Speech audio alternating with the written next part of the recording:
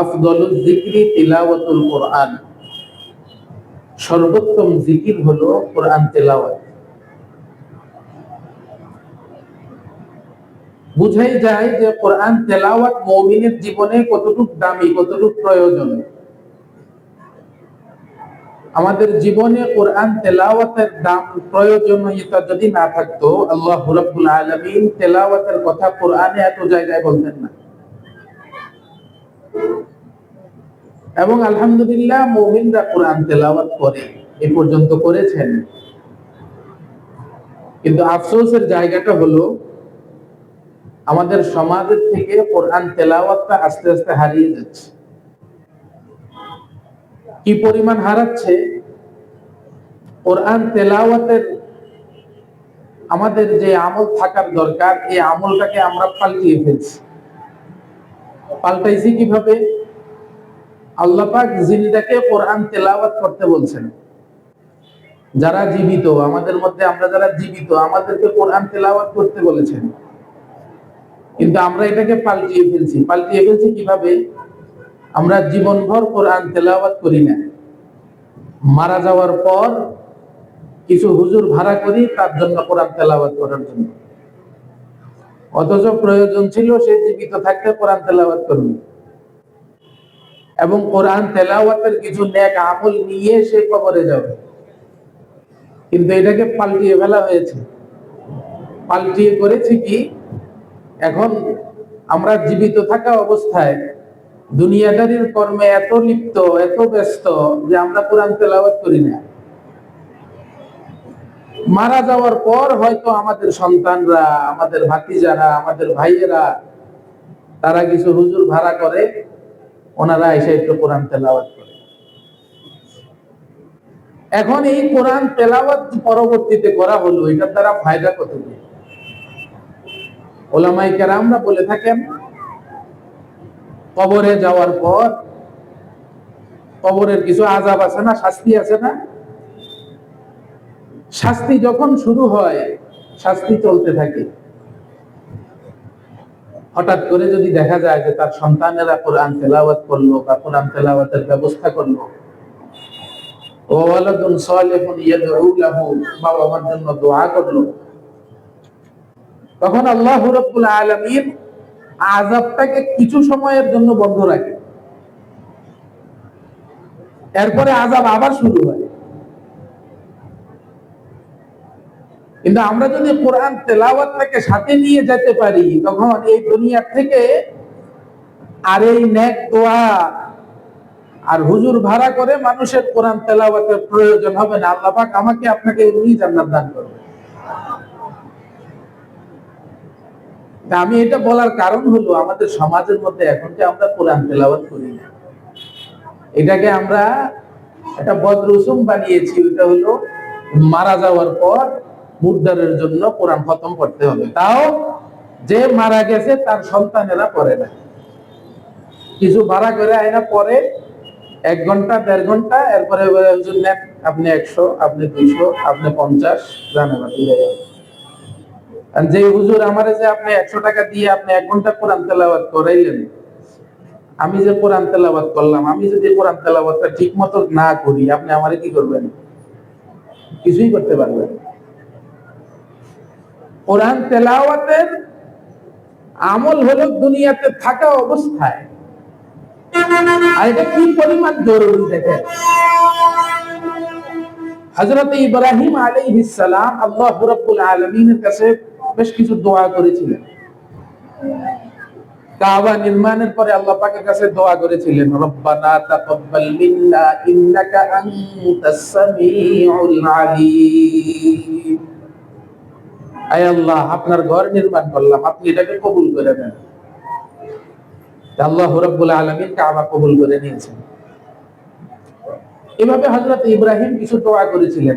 একটা দোয়া করেছিলেন, রব্বানা ওয়াবআস ফীহিম রাসূলাম মিনহুম ইয়াতলু আলাইহিম আয়াতিক ওয়া ইউআল্লিমুহুমুল কিতাবা ওয়াল হিকমাতা ওয়া ইউযাক্কিহিম ইন্নাকা আনতাল আজিজুল হাকীম। হযরত ইব্রাহিম আল্লাহ পাকের কাছে দোয়া করেছেন, আয় আল্লাহ, আপনি আমার নসলের মধ্যে পরবর্তী প্রজন্মে আপনি একজন নবী দিবেন, যে নবীর কাজ হবে ইয়াতলু আলাইহিম আয়াতিক, আপনার আয়াতগুলো তার উম্মতের কাছে তেলাওয়াত করে শোনাবে, ওয়া ইউআল্লিমুহুমুল কিতাবা ওয়াল হিকমাতা ওয়া ইউযাক্কিহিম, এবং ওই নবীর আরো কিছু কাজ, সে আপনার কিতাব তার উম্মতকে শিখাবে, হিকমত শিখাবে, এবং তার উম্মতের দিলের মধ্যে যে খারাপিগুলো থাকবে এই খারাপিগুলো পরিষ্কার করে তার উম্মতকে আপনার সাথে সম্পর্ক গড়িয়ে দিবে। তাহলে হযরত ইব্রাহিম যে নবীর জন্য দোয়া করেছেন, ওই নবীর কাজও বলে দিয়েছেন ইব্রাহিম আলাইহিস সালাম। কাজ কি? আপনার আয়াত তেলাওয়াত করবে, আপনার কিতাব তার উম্মতকে শিখাবে, হিকমত শিখাবে, তাজকিয়ায়ে নফস করবে। এবং আমাদের নবী মুহাম্মদ সাল্লাল্লাহু আলাইহি সাল্লাম আমাদেরকে কোরআন শিখিয়েও গেছে। সাহাবায়ে কেরামদেরকে তো আমাদের নবী কোরআন শিখিয়ে গেছেন, কত সুন্দর শিখিয়েছেন আমাদের নবী মুহাম্মদ সাল্লাল্লাহু আলাইহি ওয়াসাল্লাম। একবার নবী মুহাম্মদুর রাসূলুল্লাহ সাল্লাল্লাহু আলাইহি ওয়াসাল্লাম তায়েফের থেকে মক্কায় আসতেছেন। নাখলা নামক স্থানে আমাদের নবী রাত্রি যাপন করেছেন, সফরের বিরতি দিয়েছেন। সফরের বিরতি দিয়ে ফজরের নামাজ পড়তেছেন, তেলাওয়াত করতেছেন, কোরআন তেলাওয়াত। ভাগ্যক্রমে ওই জায়গা দিয়েই জিন জাতির একটা দল ওদিক দিয়ে গমন করতেছিল, যাচ্ছিল। যাওয়ার সময় তারা হঠাৎ করে তাদের কর্ণে আওয়াজ গেল যে এত সুন্দর মধুর বাণী, কোথায় আওয়াজ হইতেছে। তারা আরেকটু কাছাকাছি গিয়ে দেখতেছে, সুবহানাল্লাহ, আখির নবী মুহাম্মদুর রাসূলুল্লাহ সাল্লাল্লাহু আলাইহি ওয়াসাল্লাম নামাজে কোরআন তেলাওয়াত করতেছে। তো তারা মন ভরে কোরআন তেলাওয়াতটা শুনেছেন, এবং নামাজের পর মুহাম্মদ সাল্লাল্লাহু আলাইহি ওয়াসাল্লামের হাতে হাত রেখে তারা মুসলমান হয়ে গেছে। মুসলমান হয়ে তারা তাদের গোত্রের কাছে, জিন জাতি বাকি যারা আছে তাদের কাছে গেছেন। গিয়ে তারা বলতেছেন, ইন্না সামি'না কুরআনান আজাবা, আমরা একটি আশ্চর্য কোরআনের তেলাওয়াত শুনেছি। ইন্না সামি'না কুরআনান আজাবা, আমরা এমন একটি কোরআন তেলাওয়াতের মধুর বাণী শুনেছি, আজাবা, অতি আশ্চর্যজনক। শুধু কোরআনের তেলাওয়াতটা আশ্চর্যজনক নয়, ইয়াহদি ইলার রুশদি ফাআমান্না বি, ইয়াহদি ইলার রুশদ, কোরআন তেলাওয়াত শুধু মধুর নয়, ইয়াহদি ইলার রুশদ, হেদায়েতের পথ দেখায় কোরআন। ফাআমান্না বি, জিন জাতিরা তাদের বাকি লোকদের কাছে বলতেছে, ও আমার জাতিরা শুনে রাখো, ফাআমান্না বি, আমরা কোরআনের উপর ঈমান এনেছি। ওয়ালান নুশরিকা বিরাব্বিনা আহাদা, আমরা আর কোনদিন রবের সাথে শিরিক করব না। চিল্লায়ে বলেন, আমাদের রব কয়জন? কুল হুয়াল্লাহু আহাদ, আল্লাহুস সামাদ, লাম ইয়ালিদ ওয়া লাম ইউলাদ ওয়া লাম ইয়াকুল লাহু কুফুয়ান আহাদ। আমাদের নবী শুধুমাত্র মানব জাতির জন্য রহমত নয়, আমাদের নবী শুধুমাত্র তার উম্মতের জন্য রহমত নয়, আমাদের নবী আল্লাহ রাব্বুল আলামিন দুনিয়ার শুরু থেকে নিয়ে কিয়ামত পর্যন্ত আল্লাহর যত সৃষ্টি দুনিয়াতে আসবে সকল সৃষ্টি কুলের জন্য রহমত হিসেবে প্রেরিত হয়েছে আমাদের নবী মুহাম্মদুর রাসূলুল্লাহ সাল্লাল্লাহু আলাইহি ওয়াসাল্লাম। তিনি শুধু আমাদেরকে যে পথ দেখিয়েছেন তা না, জিন জাতিকেও পথ দেখিয়েছেন। জিন জাতিকেও তিনি পথ দেখিয়েছেন, আমাদেরকে খালি পথ দেখিয়ে গেছেন তা না। আর নবী মুহাম্মদ সাল্লাল্লাহু আলাইহি ওয়াসাল্লামের রিসালাতের সবচেয়ে বড় দলিল ছিল কোরআন। নবীদের আল্লাহ রাব্বুল আলামিন নবী রাসূলদেরকে তাদের নবুয়তের, তাদের রিসালাতের কিছু দলিল দিয়েছিলেন, ওগুলোকে বলা হয় মুআজিজা। আমাদের নবী মুহাম্মদ সাল্লাল্লাহু আলাইহি ওয়াসাল্লামকে আল্লাহ রাব্বুল আলামিন যে মুআজিজা দিয়েছেন, ওই মুআজিজাগুলোর মধ্যে সবচেয়ে দামি এক নম্বর মুআজিজা হলো আল কোরআন। এই কোরআনের দ্বারা আল্লাহ রাব্বুল আলামিন দুনিয়ার বুকে বহু মানুষের দিলের ভিতরে ঈমান দিয়েছেন এই কোরআনের মাধ্যমে। আপনি দেখবেন বিভিন্ন মসজিদে দেখবেন ইমাম সাহেবদের তেলাওয়াত, কিছু মসজিদে গিয়ে দেখবেন ইমাম সাহেবদের তেলাওয়াত, তাদের পিছনে দাঁড়ালে দুনিয়াদারিতে আপনি কি করছেন কিছুই মনে থাকে না, শুধু তাদের তেলাওয়াত শুনতে মন চায়, শুধু তাদের তেলাওয়াত শুনতে মন চায়। নবী মুহাম্মদ সাল্লাল্লাহু আলাইহি ওয়াসাল্লাম এই কোরআনের মাধ্যমে, আল্লাহ পাক নবী মুহাম্মদ সাল্লাল্লাহু আলাইহি সাল্লামকে কোরআন দিয়ে দুনিয়ার বুকে বহু মানুষের দিলের ভিতরে ঈমান ঢেলে দিয়েছে। দরফেশানি নে তেরে কতরে কো দরিয়া কর দিয়া, दरफशानी ने तेरे कतरे को दरिया कर दिया, दिल को रोशन कर दिया, आंखों को बीना कर दिया, जो ना थे खुद राह पर औरों के हाथी बन गए, अल्लाह अल्लाह क्या नजर थी मुर्दों को मसीहा कर दिया। আমি আপনাদেরকে শুরুতেই বলেছি কোরআন তেলাওয়াত জিন্দা মানুষের আমল, মুর্দার জন্য না। আমাদেরকে কোরআন তেলাওয়াতের আমল করতে হবে। নবী দুনিয়াতে যেই কাজগুলোর দায়িত্ব নিয়ে এসেছেন, ওই কাজগুলোর মধ্যে সর্বপ্রথম কাজ হলো কোরআন তেলাওয়াত। আপনি সূরা জুমআ বলেন,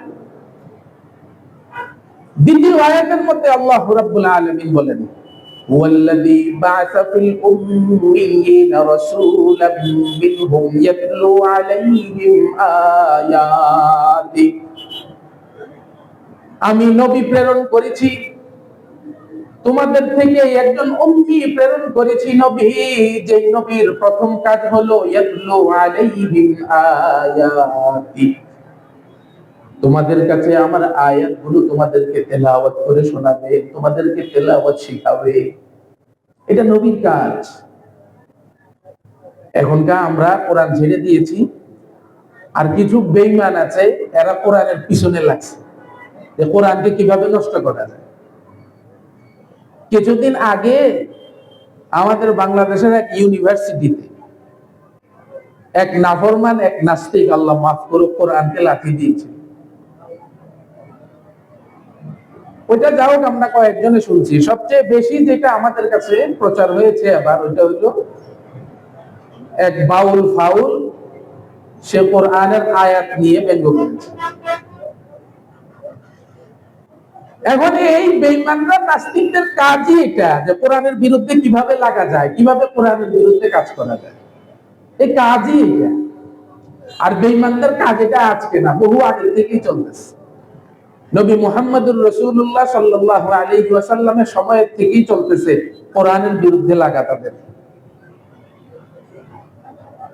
এরা নবী মুহাম্মদ সাল্লাল্লাহু আলাইহি সাল্লামকে বলতো, তুমি এগুলো বলতেছো, এগুলো তো তুমি বানায় বলছো। তাই আল্লাহ রাব্বুল আলামিন তাদের এই কথার বিপরীতে কোরআনে আয়াত নাযিল করেছেন, আম ইয়াকুলুনা ইফতারা, তারা কি বলে কোরআনটা কি বানানো। নবী আপনি বলেন, কুল ফাতু বিআশরি সুওয়ারিন মিসলিহি মুফতারায়াত, নবী আপনি তাদেরকে বলে দেন, এই কোরআন যদি বানানোই যেত, তোমরা একটা কাজ করো, কোরআনের মতো, কোরআনের সূরার মতো 10টা সূরা তোমরা বানিয়ে নিয়ে আসো। আমি নবী প্রেরণ করেছি উম্মি। উম্মি মানে হলো দুনিয়ার কোনো ইলম তার জানা নাই, দুনিয়ার থেকে কারোর থেকে, দুনিয়ার কোন লোকের থেকে আমাদের নবী কোনো ইলম শিখে নাই, কোনো জ্ঞান শিখে নাই। আল্লাহ পাক বলতেছেন এই নবী যদি বানিয়েই থাকে, নবী তো উম্মি, দুনিয়ার কোন শিক্ষা তার ভিতরে কোনো মানুষ দেয় নাই, আমি আল্লাহ নিজে দিয়েছি। নবী যদি এরকম কিছু বানিয়ে থাকে সে তো উম্মি। তোরা তো শিক্ষিত, তোরা কোরআনের মতো 10টা সূরা বানিয়ে দেখা। ওয়াদউ মান ইসতাতা'তুম মিন দুনিল্লাহি ইন কুনতুম সাদিকিন।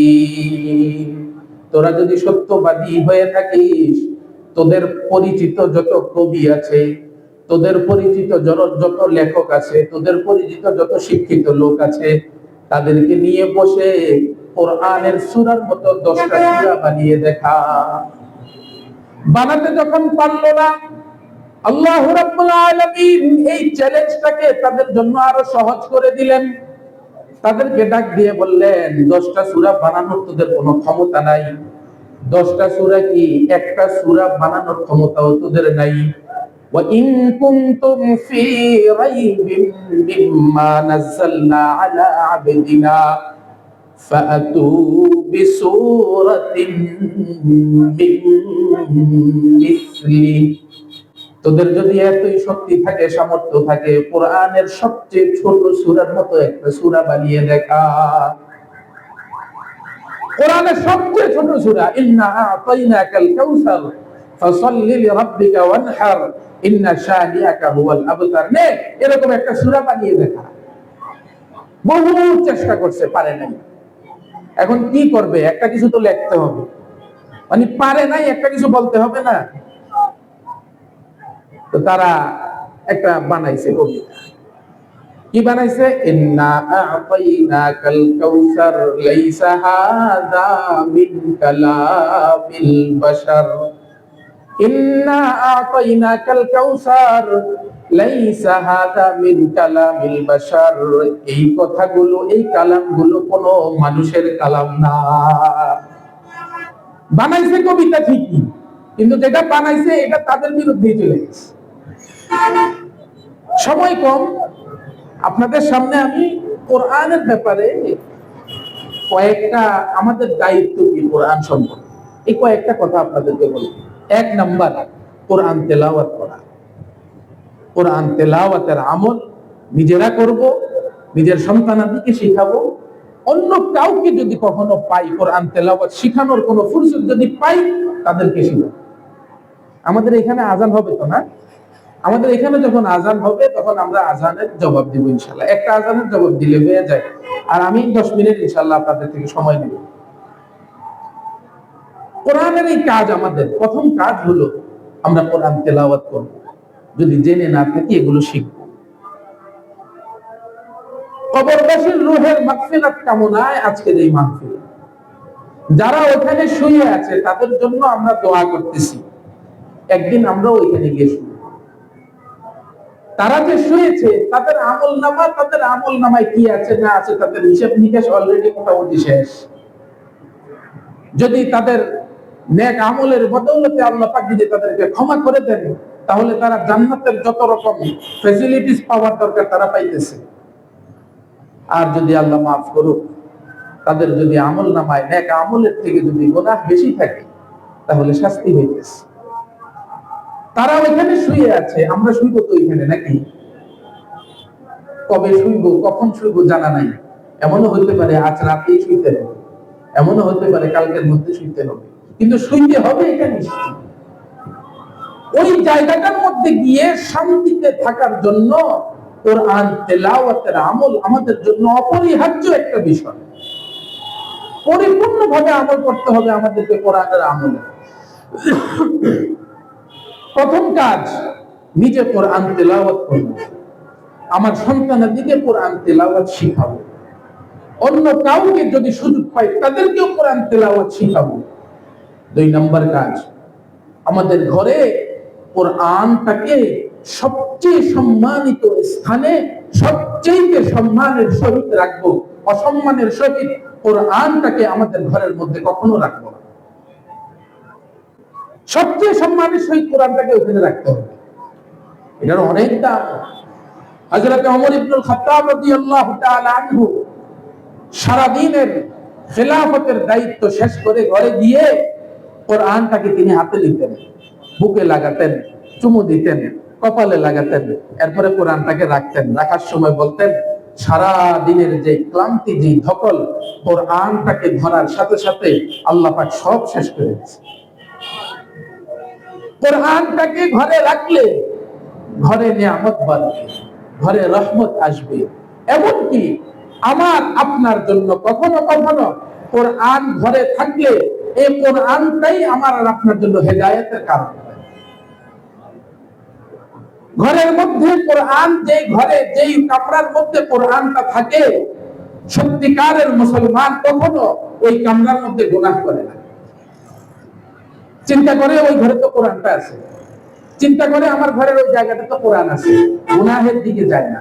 এই কারণে ঘরে সবচেয়ে সম্মানের স্থানে সবচেয়ে সম্মানের সহিত কোরআনটাকে রাখবো, এবং কোরআন আমাকে হেদায়েতের আলো দেখায়। বন্ধুরা আমার, আমাদের দেশে মুসলমানরা আমরা হলাম সংখ্যাগরিষ্ঠ, আমরা হলাম বেশি মুসলমান। অন্যান্য ধর্মাবলম্বী যারা আছে তারা হলো সংখ্যালঘু, তারা কম। অন্যান্য কিছু দেশ আছে, বহু দেশ আছে, যেই দেশগুলোর মধ্যে মুসলমানরা হলো সংখ্যালঘু, সেখানে মুসলমান কম। আমাদের দেশে মুসলমান বেশি, কিন্তু আমাদের মাঝে মিল নাই, একতা নাই। এক এলাকার মধ্যে 10টা-15টা সমাজ বানিয়ে তারপরেও শান্তি আসে না। কিন্তু যেই দেশগুলোর মধ্যে মুসলমানরা সংখ্যালঘু, আমেরিকায় মুসলমানরা সংখ্যালঘু, কিন্তু আমেরিকার মুসলমানদের মধ্যে একতা আছে। মুসলমানরা মসজিদে গিয়ে নামাজ আদায় করে। আমেরিকায় এক মসজিদে কিছু মুসলমান একসাথে নামাজ আদায় করে, এর মধ্যে একটা যুবক মুসলমান সবসময় মসজিদে নামাজ আদায় করে। হঠাৎ করে একদিন মসজিদের মধ্যে ওই যুবকটা আসলো না নামাজ আদায় করার জন্য। মুসল্লিদেরকে ইমাম সাহেব জিজ্ঞাসা করলেন, কি ব্যাপার, যুবক কেন নামাজ পড়তে আসলো না? মুসল্লিরা বললেন, হয়তো যুবক বাহিরে কোথাও সফরে গিয়েছে, এই জন্য নামাজ পড়তে আসে নাই।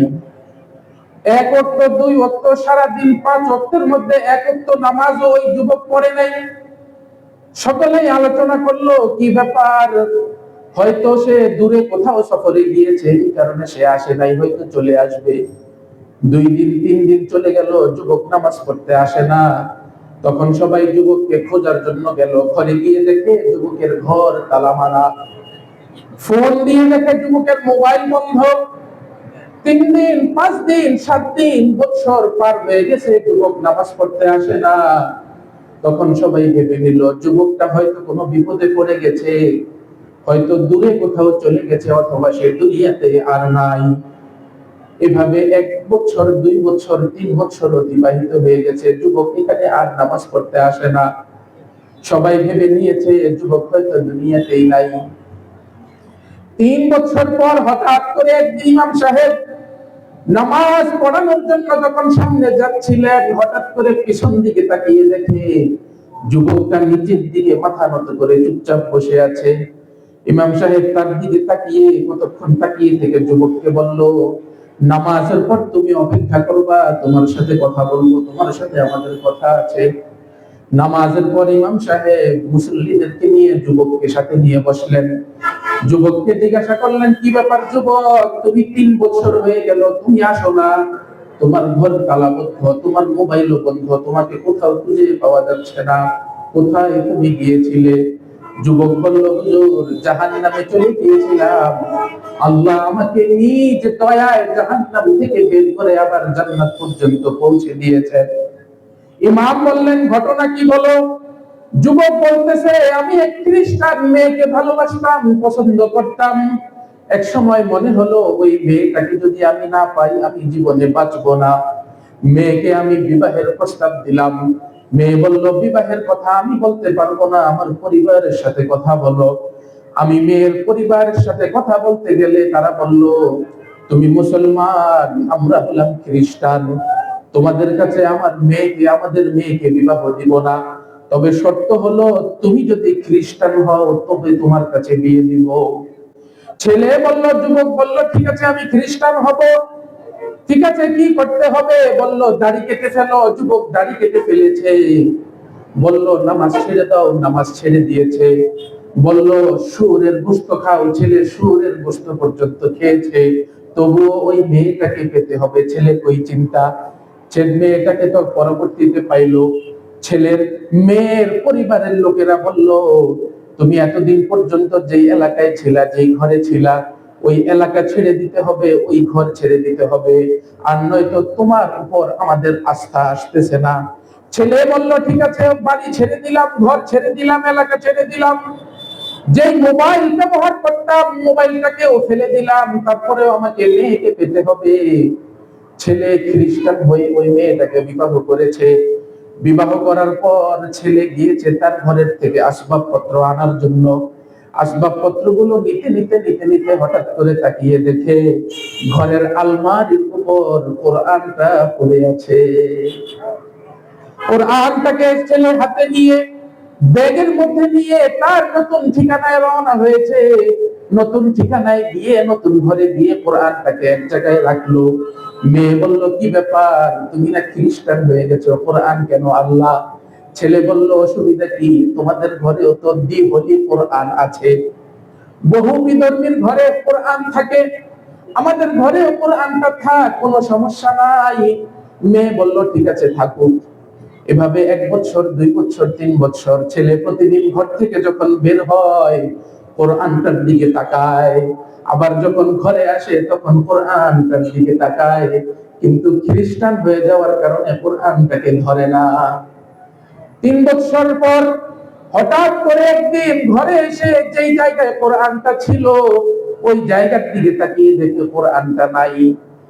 স্ত্রীকে ডাক দিয়ে বলল কি ব্যাপার, কোরআনটা কোথায়? স্ত্রী বলতেছে কোরআনটাকে আমি ফেলে দিয়েছি। কি বলস, কোরআনটাকে ফেলে দিয়েছিস? কোথায় ফেলেছিস বল। মেয়ে বলতেছে কোরআনটা তো আমাদের প্রয়োজন নাই, কোরআনটাকে ডাস্টবিনে ফেলে দিয়েছি।